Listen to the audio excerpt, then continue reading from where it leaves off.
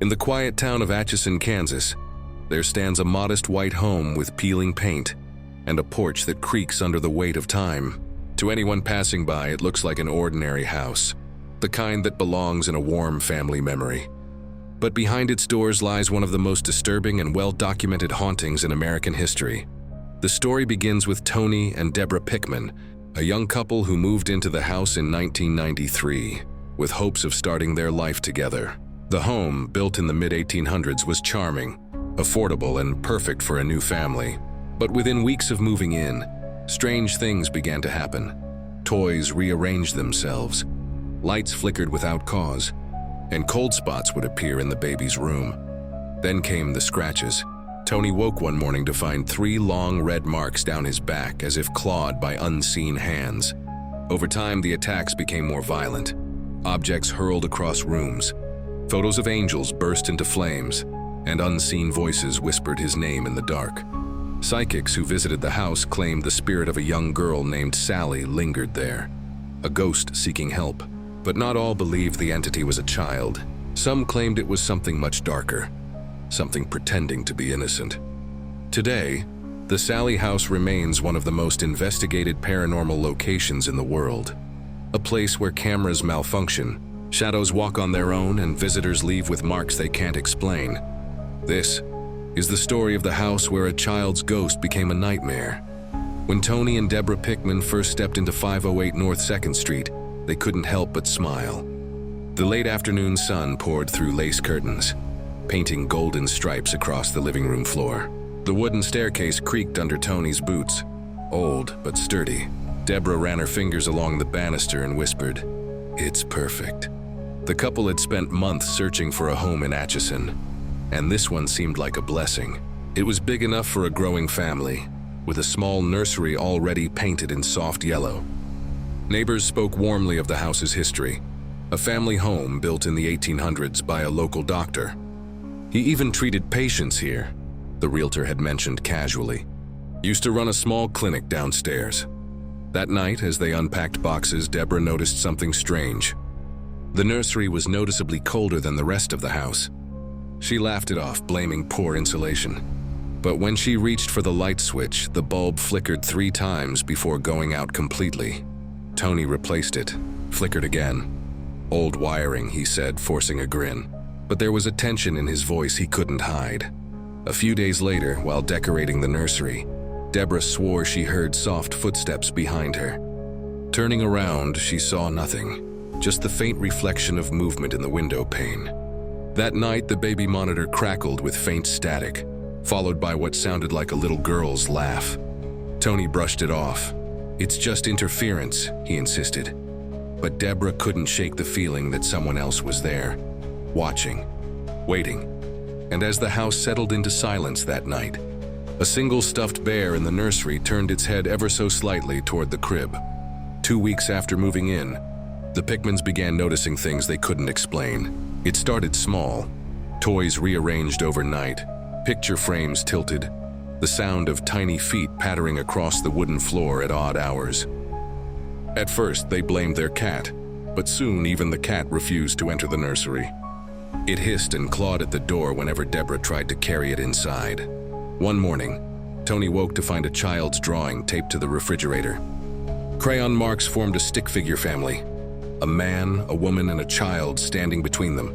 But the strange part was the 4th figure drawn behind them, entirely blacked out with no face. "Did you draw this?" Tony asked Deborah, his voice uneasy. She shook her head. "I thought you did it as a joke."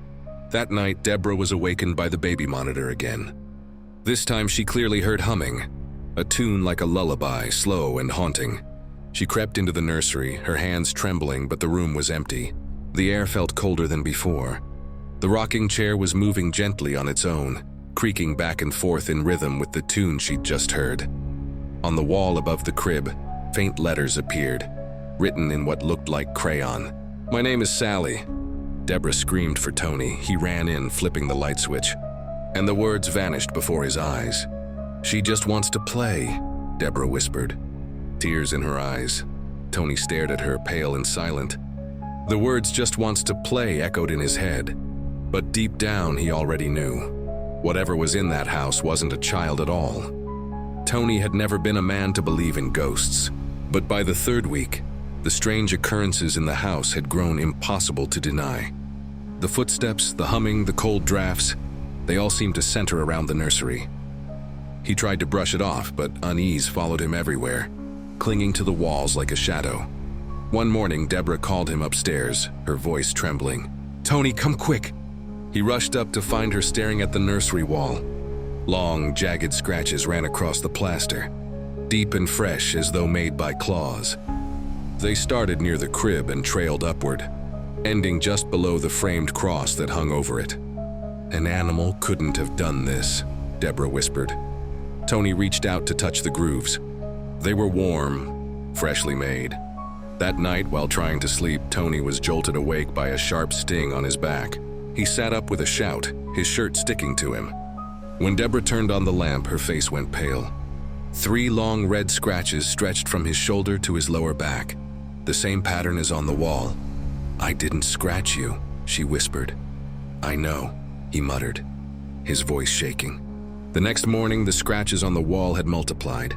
More lines crisscrossed the plaster, and above the crib, faintly scrawled in a child's handwriting, were the words, "Play with me." Tony stared at the message for a long time, feeling something watching from the corner of the room. The rocking chair creaked once, and then stopped. He finally whispered, "This isn't a child." It never was. The house seemed to breathe heavier as days passed, as if the air itself had weight. Deborah refused to enter the nursery anymore, so Tony decided to seal it off. He nailed the door shut, muttering prayers under his breath. But that night, the hammering sounds returned from inside the nursery. The next morning, the smell of smoke filled the hallway. Tony raced upstairs, finding scorch marks spreading from the cracks around the nursery door. He tore it open and froze. The crib, which had been empty since they moved in, was burning from within. Yet the flames didn't spread. They licked upward, bright and alive, circling an invisible shape in the air. Deborah screamed, grabbing a blanket to smother the fire. But the second she touched the crib, the fire vanished, leaving behind only black ash and a charred handprint on the blanket. The local priest, Father Alcott, came that evening. His face turned grave when he entered the house. "There is something bound here," he said quietly. "Something old." He began to bless each room, but when he reached the nursery door, the temperature dropped sharply. The priest lifted his crucifix and began to pray louder. Suddenly, a voice echoed through the hallway, a child's whisper. "Don't burn my toys." Every candle in the house blew out. When light returned, Father Alcott's crucifix was bent in half. He backed away, shaken, whispering, "This isn't a spirit of the lost. This is something pretending to be." Tony looked at Deborah, terrified. He knew now that sealing the room wasn't enough. They had awakened it. After Father Alcott's visit, Deborah began to change. At first, Tony thought it was the stress, the sleepless nights, the fear. But soon there was something unmistakably different about her. She stopped eating, rarely spoke, and would stand motionless for hours in front of the sealed nursery door. One night, Tony found her there again, barefoot, her eyes wide open, whispering softly. "What are you saying?" he asked, touching her shoulder. She turned to him slowly, her voice distant, hollow. "She says she's cold. She wants to come in." Tony's blood ran cold. "Deborah, there's no one there." Her lips curved into a faint, unnatural smile. "You shouldn't have burned her toys." That night, Tony woke to the sound of humming, a lullaby, soft but chilling. He followed it to the kitchen. Deborah sat at the table, her hands folded neatly, her eyes rolled upward. On the table sat a child's doll, one they had never seen before, burned around the edges, its glass eyes gleaming faintly red. "Where did you get that?" Tony demanded. Deborah didn't answer. She just began to hum louder, rocking slightly. Then, in a childlike tone that wasn't her own, she whispered, "Mommy's here now." The next morning, Tony found deep bruises around his wrist, as though a small hand had gripped him in the night. Deborah had no memory of what happened. When he checked the nursery door, he found one nail missing, as if someone small had pried it loose from the other side. The nights had grown unbearable. Tony barely slept anymore. Every time the house grew silent, whispers slithered through the walls, faint childlike murmurs that echoed from every corner. They weren't words at first, just humming and giggles, but soon they formed phrases. "Where's my blanket? Don't let him in. She's not your wife anymore." Tony tried to ignore them, blasting the television just to drown out the sounds. But even then, the static began to speak. One night, as he sat in front of the flickering screen, a child's voice whispered through the static, "Tony." He froze. "Who are you?" he whispered back. A pause. Then the voice replied, "She's with me now." He sprinted upstairs, shouting for Deborah. She was standing in the nursery doorway, her hair disheveled, her face pale. The door he had nailed shut was wide open. Inside, the walls pulsed with faint movement, like something alive beneath the plaster. Tiny handprints began to appear, pressing outward, warping the surface. Deborah turned toward him, tears streaming down her face. "She's inside the walls, Tony. She's been here all along." He pulled her away, slamming the door shut, but the whispers didn't stop. They followed him, seeping through vents, cracks, and floors. That night, as he lay in bed, he felt a tiny breath against his ear. "You can't keep her."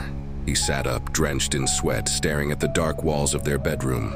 For the first time, he realized something. The house wasn't haunted by one ghost. It was infested. After the voices from the walls, Tony knew he couldn't live another night in that house without answers. He grabbed a flashlight, a crowbar, and headed for the basement. The old floorboards creaked with each step, as if warning him to turn back. But something inside him, fear mixed with desperation, pushed him forward. The basement smelled of damp wood and decay. The stone walls sweated moisture, and faint scratching noises echoed from somewhere behind them. Tony swept the flashlight across the room and noticed a section of the wall that looked newer. The bricks were slightly cleaner, the mortar fresher. He struck it with the crowbar. A hollow sound. Again, then again, until the wall cracked open, revealing a narrow doorway. Inside was a small hidden room, no bigger than a closet. The air inside was freezing, and the light flickered as he stepped in. On the floor were children's toys, old and dusty, a wooden horse, a cracked porcelain doll, and a tiny blanket folded neatly beside them. But what chilled him most were the drawings pinned to the wall, stick figures of a woman and a man, and a child standing between them, eyes blacked out with charcoal. Tony picked up one of the drawings and his hand began to tremble. Scribbled across the top in faint childish handwriting were the words, "They locked me in." Suddenly a loud thud came from behind him. The doorway slammed shut. His flashlight flickered, and in that instant, he saw the shape of a small girl crouched in the corner, her face hidden in shadow. A voice, cold and distant, whispered, "Now you found me." Tony froze, his breath turning to mist as the temperature plummeted. The small figure in the corner didn't move. For a moment, all he could hear was the faint dripping of water and his own heart pounding in his ears. "Who are you?" he whispered. The girl lifted her head slowly. Her skin was pale, almost translucent, her eyes hollow voids that seemed to swallow the light. Her lips parted, but the voice that came out wasn't a child's. It was layered, distorted, echoing like several voices speaking at once. "You let her out." Tony stumbled backward, slamming into the brick wall. "What do you mean? Who are you talking about?" The girl tilted her head, her expression blank. "She was locked away so the others could sleep. But you broke the wall." Then she smiled, a slow, unnatural curve that sent chills down his spine. The toys on the floor began to rattle one by one. The doll's glass eyes rolled toward him, and the wooden horse started to rock on its own. Tony grabbed his flashlight and swung it toward the door, but the handle was gone. Just solid brick where it once was. The girl stood up now, her movements jerky and unnatural, her feet barely touching the ground. "Leave," she hissed. "Before she wakes again." The light flickered violently, and when it came back on, the girl was gone. In her place lay the small folded blanket, now soaked in blood. Tony's flashlight sputtered out completely, leaving him in utter darkness. Somewhere in the blackness, a soft giggle echoed, followed by a whisper that made his stomach drop. Too late. Tony stumbled through the pitch-black room, desperate to find a way out. His fingers brushed over the cold, damp walls until he felt a crack, a weak spot. He struck it with the flashlight again and again until the beam shattered, plunging him into total darkness. Then came the sound, soft, deliberate footsteps behind him, child-sized. "Who's there?" he whispered. A faint glow began to rise from the center of the room, an eerie red light forming a circle around the toys. The air grew heavy, pressing down on his chest. In the glow, the drawings on the wall began to move, their stick figure forms twitching as though alive. The child in the middle of each drawing turned its head toward Tony, its blackened eyes bleeding ink that dripped down the paper. The girl's voice echoed from everywhere and nowhere. "She's awake now." The floor shook and the bricks groaned. A scream, piercing and inhuman, and erupted from behind the wall. Tony fell to his knees, covering his ears. The scream turned into laughter, then silence. When he finally looked up, the wall in front of him had cracked open on its own. Beyond it lay a narrow tunnel, faintly lit by flickering candlelight. With trembling hands, Tony crawled toward it. The passage led to another small chamber, and there, sitting in the middle, was Deborah. Her hair hung over her face and her hands were folded neatly in her lap.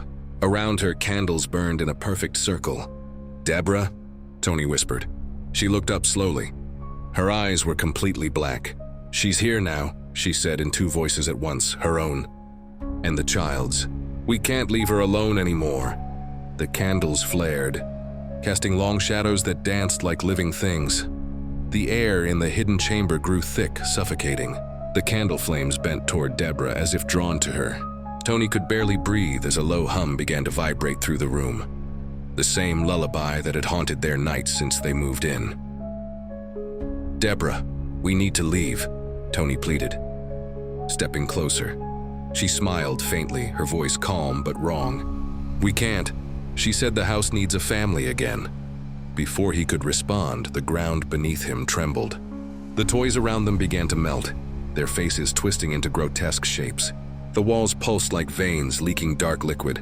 The child's laughter echoed, growing louder, closer, until a small hand pressed against Tony's chest, though no one was there.